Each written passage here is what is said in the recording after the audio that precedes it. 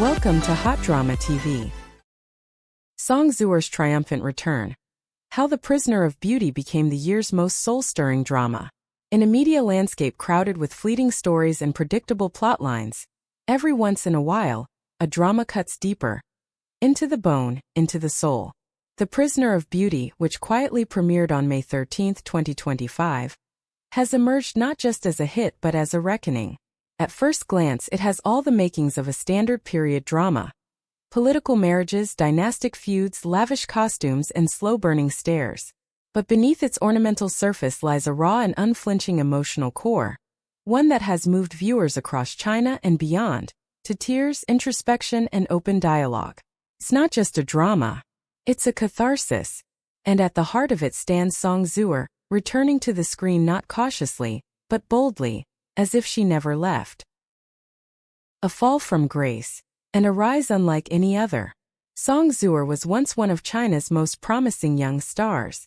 With her expressive gaze and innate poise, she built a fanbase that spanned genres and generations. But in 2023, a tax-related scandal derailed her career. Brands dropped her, studios distanced themselves, and for nearly 2 years, she disappeared from the public eye, leaving fans unsure if she'd ever return. That's what makes The Prisoner of Beauty so remarkable. This isn't just a comeback.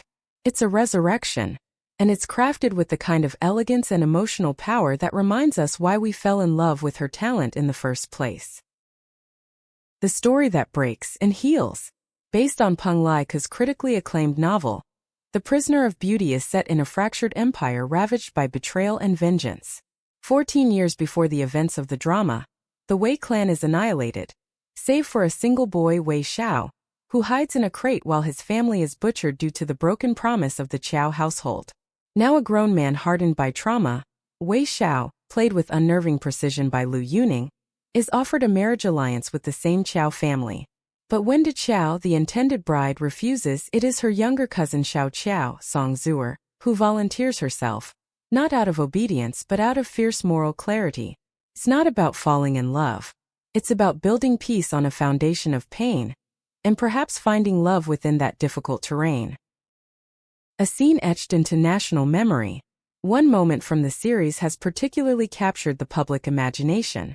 In a dimly lit ancestral hall, Xiao Qiao confronts her grandfather, Qiao Gui, played by veteran Jin Shiji, revealing that she has arranged the marriage herself.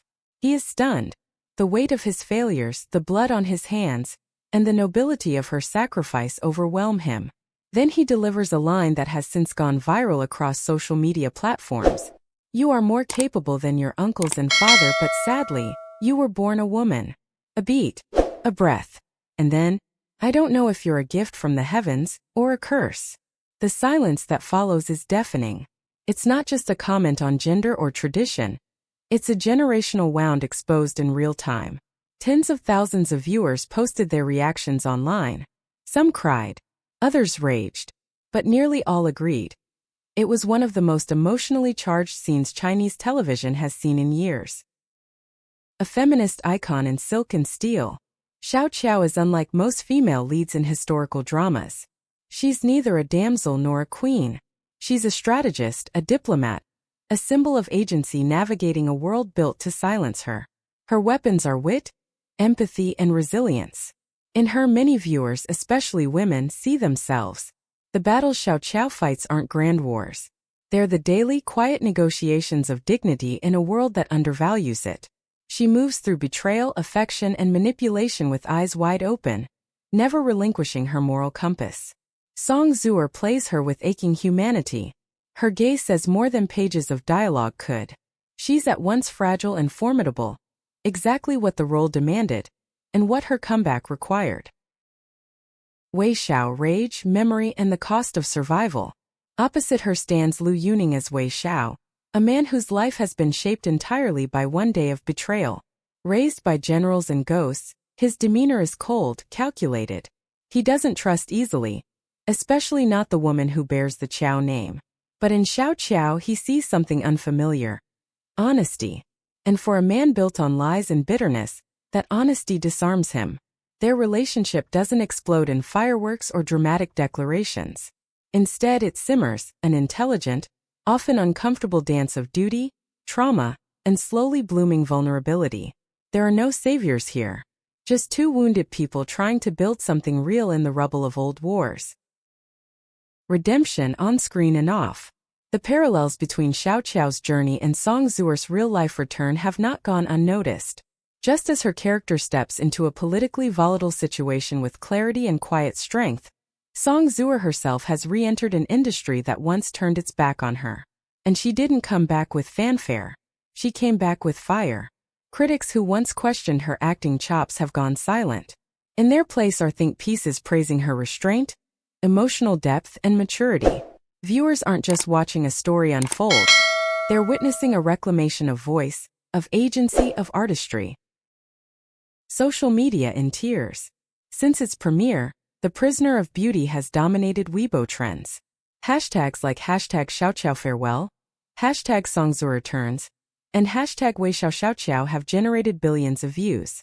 Fan edits, critical essays, and even academic discussions have blossomed around its themes. One post went viral with over 500,000 likes. I didn't think I'd cry over a historical drama. But when Xiao Qiao said goodbye to her grandfather, I saw my grandmother, my mother, and myself in her. Another wrote, Song Zuer didn't act this role, she lived it. A cultural moment. The Prisoner of Beauty is more than entertainment. It's a reckoning with history, patriarchy, and the human need for forgiveness. It forces viewers to confront what it means to be loyal, not to tradition but to justice. Not to family names but to truth. And as more episodes air, it's becoming clear that this is not just a drama of the season, it's a drama of the era. The future is Song Zuer's to write. In the final analysis, The Prisoner of Beauty is not just the vehicle for Song Zuer's return, it's a declaration of relevance, of power, of healing. And it's working. She didn't just survive the scandal, she transformed it.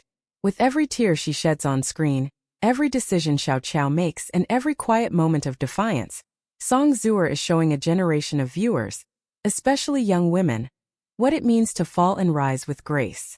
Her comeback is not just cinematic, it's symbolic. And if the first half of The Prisoner of Beauty is any indication, the best is still to come.